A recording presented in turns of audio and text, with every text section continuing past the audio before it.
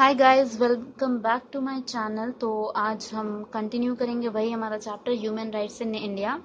Previous video में हमने right to freedom के बारे में पढ़ा था, जो था आर्टिकल 19 से आर्टिकल 22 तक। आज हम बात करेंगे राइट अगेंस्ट एक्सप्लॉयटेशन, जो है आर्टिकल 23 और 24। लेकिन इससे पहले हम वीडियो स्टार्ट करें, मेक श्योर कीजिएगा कि चैनल को सब्सक्राइब कर दें आप, और वीडियो को लाइक कीजिएगा, जितना ज़्यादा हो सके अपने फ्रेंड्स में शेयर कीजिएगा। तो चलिए शुरू करते हैं। सबसे पहले हम बात करेंगे आर्टिकल 23, जो है prohibition of traffic in human beings and force labour. Article 23 human trafficking को प्रोहिबिट करता है और साथ ही साथ फोर्स्ड लेबर को भी प्रोहिबिट करता है। ह्यूमन ट्रैफिकिंग क्या है? ह्यूमन बीइंग्स को जो बेचने और खरीदने का जो सिलसिला होता है उसे ह्यूमन ट्रैफिकिंग कहते हैं। तो आर्टिकल 23 के तहत ह्यूमन ट्रैफिकिंग प्रोहिबिट की जा चुकी है, बैन की जा चुकी है। और साथ ही साथ फोर्स्ड लेबर, हम किसी को ज़बरदस्ती अपने लिए मजदूरी नहीं करवा सकते हैं, किसी से ज़बरदस्ती हम अपने लिए काम नहीं करवा सकते हैं, उसे भी प्रोहिबिट किया गया है अंडर आर्टिकल 23। उसके बाद है prohibition of employment of children in factories.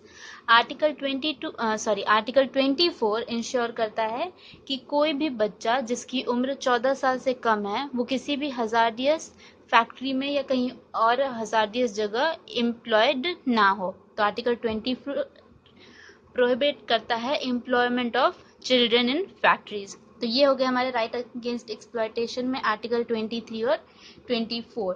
अगर कोई डाउट है तो आप नीचे कमेंट सेक्शन में पूछ सकते हैं, और चैनल को सब्सक्राइब ज़रूर कर दीजिएगा।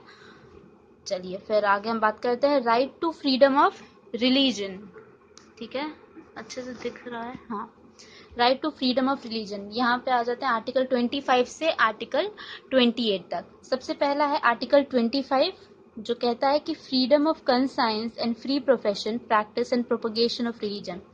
इन शॉर्ट आर्टिकल 25 सबको ये फ्रीडम देता है कि हर इंडिविजुअल जो इंडिया में रहता है, हमारी कंट्री में रहता है, उसके पास ये फ्रीडम है कि वो अपनी मर्जी से कोई भी रिलीजन चूज कर सकता है, उसे फॉलो कर सकता है, उसके ट्रेडिशंस फॉलो कर सकता है, जो भी सारे टर्म्स एंड कंडीशंस हैं किसी भी रिलीजन के उसे फॉलो कर सकता है। लेकिन हम कोई भी रिलीजन उसी एक्सटेंट तक फॉलो करेंगे कि जब हमारे किसी बिलीफ से दूसरों को कोई परेशानी ना हो। जैसे कि अगर बात किया जाए तो इस्लाम में एम्पलीफायर्स का यूज़ किया जाता है प्रेयर्स पढ़ने के लिए। तो सुप्रीम कोर्ट ने कहा कि एम्पलीफायर्स का यूज़ करना, लाउड स्पीकर सिस्टम जिसे हम कहते हैं, एम्पलीफायर्स का इस्तेमाल करना प्रेयर पढ़ने के लिए गलत है, क्योंकि ये कहीं नेसेसिटी नहीं बताई गई है पूरे रिलीजन में कि हमें एम्पलीफायर्स पे ही प्रेयर पढ़नी है। और साथ ही साथ एम्पलीफायर का यूज़ करने से आसपास के लोगों को परेशानी होती है, डिस्टर्बेंस होता है, साथ ही ये नॉइस पोल्यूशन में भी योगदान देता है। इसलिए सुप्रीम कोर्ट ने इसे गलत बताया।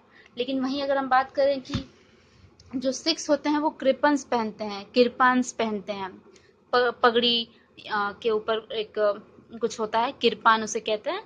तो वो पहनना अलाउड है हमारे सिस्टम में, हमारे गवर्नमेंट में। क्यों? क्योंकि उससे किसी को भी कोई नुकसान नहीं होता है।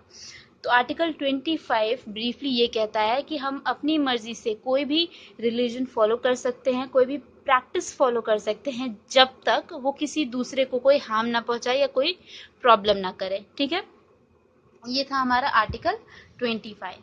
फिर आता है आर्टिकल 26, जो कहता है कि freedom to manage religious affairs. Article 26 कहता है कि हर इंडिविजुअल को, चाहे वो किसी भी रिलीजन का हो, उसे ये राइट है कि अपने रिलीजन से रिलेटेड चीज़ों को वो और ज़्यादा फैलाए। उसके लिए वो क्या क्या कर सकता है ये दिया है। सबसे पहला, establish and maintain institution for religious and charitable purpose. किसी भी रिलीजन के लोग अपने रिलीजन से रिलेटेड इंस्टीट्यूशन इस्टेब्लिश कर सकते हैं और मेंटेन कर सकते हैं। Manage their own matters of religious affair, अपने रिलीजियस मैटर्स आपस में सॉल्व कर सकते हैं।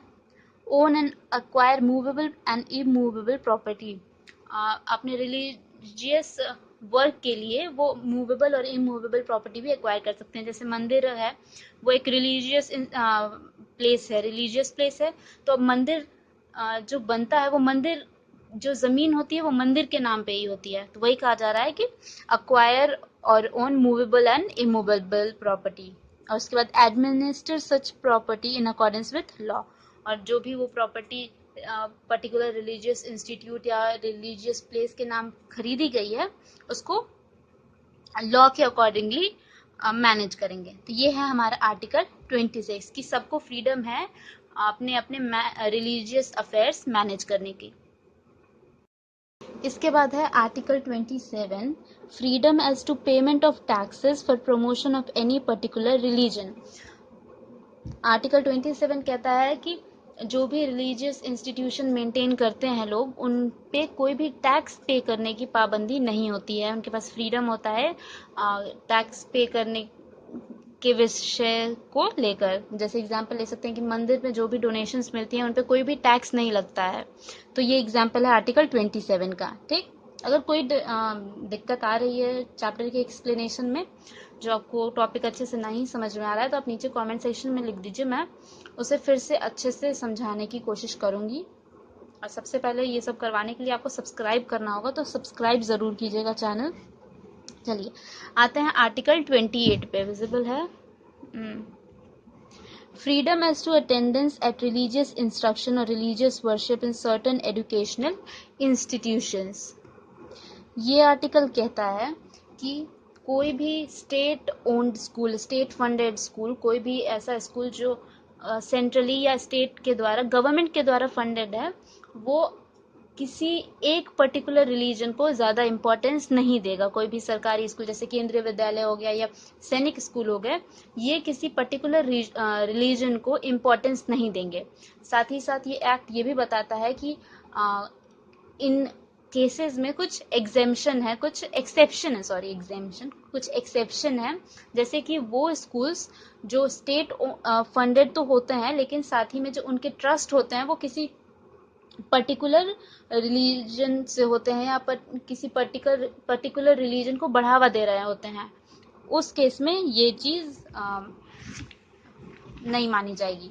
साथ ही साथ ये एक्ट ये भी कहता है कि कोई भी ऐसा स्कूल जो स्टेट फंडेड हो, वो किसी भी बच्चे को कोई पर्टिकुलर रिलीजन से रिलेटेड प्रेयर करने के लिए या कुछ उसे फॉलो करने के लिए फोर्स नहीं कर सकता है। तो ये था हमारा आर्टिकल 28। ठीक है, तो ये खत्म हो गया हमारा right to freedom of religion. अब हम बात करेंगे कल्चरल एंड एजुकेशनल राइट्स की, आर्टिकल 29 और 30। सबसे पहले आर्टिकल 29 क्या कहता है? Protection of interest of minorities. तो आर्टिकल 29 कहता है कि जो भी माइनॉरिटी सेक्शन है, माइनर सेक्शंस हैं सोसाइटीज़ के, किसी भी बेसिस पे, रिलीजन के बेसिस पे या तो फिर लैंग्वेज के बेसिस पे, उनके पास ये राइट होता है कि वो अपने ट्रेडिशन को कंजर्व करके रख सकते हैं। साथ ही साथ ये एक्ट ये भी कहता है कि कोई भी स्कूल किसी भी बच्चे को सिर्फ इस बेसिस पे एडमिशन डिनाई नहीं कर सकता है कि वो किसी पर्टिकुलर रिलीजन से है, पर्टिकुलर कास्ट से है, पर्टिकुलर ट्राइब से हैं। ठीक है, तो ये था protection of interest of minorities. Article 30 है rights of minorities to establish and administer educational institutions.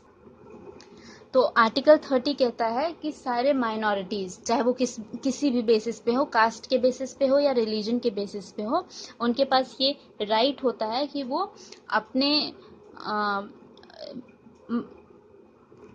अपनी मर्जी के हिसाब से एजुकेशनल इंस्टीट्यूशंस खोल सकते हैं, जिस लैंग्वेज में चाहें, जिस मीडियम में चाहें।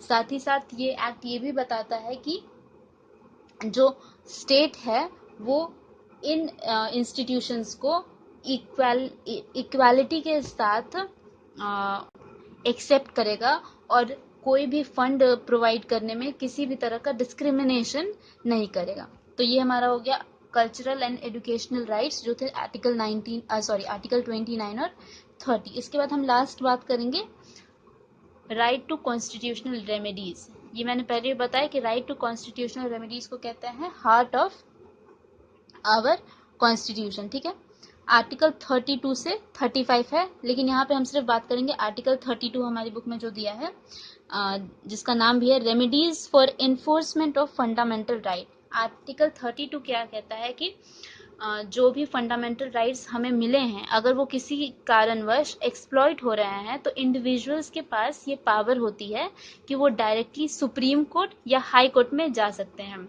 लेकिन जो दूसरे केसेस होते हैं इसके अपोजिट, उसमें एक हमको हायरार्की फॉलो करनी होती है, पहले लोअर कोर्ट में जाएंगे, फिर वहां पे अगर हम सेटिस्फाइड नहीं है तो हाई कोर्ट में जाएंगे।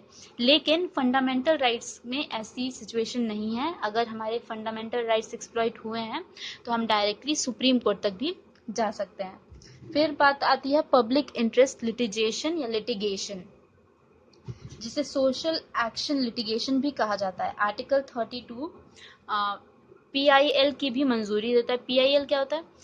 जब जो विक्टिम्स होते हैं वो किसी बैकवर्ड क्लास के होते हैं, मे बी इकोनॉमिकली बैकवर्ड या सोशली बैकवर्ड, तो वो लोग अपनी कंप्लेंट पुलिस के सामने नहीं रखते हैं, वो दब के रहना पसंद करते हैं। इस सिचुएशन में अगर कुछ दूसरे लोग भी चाहें तो विक्टिम के बिहाफ पे कंप्लेंट फाइल कर सकते हैं, उसे कहते हैं पब्लिक इंटरेस्ट लिटिगेशन।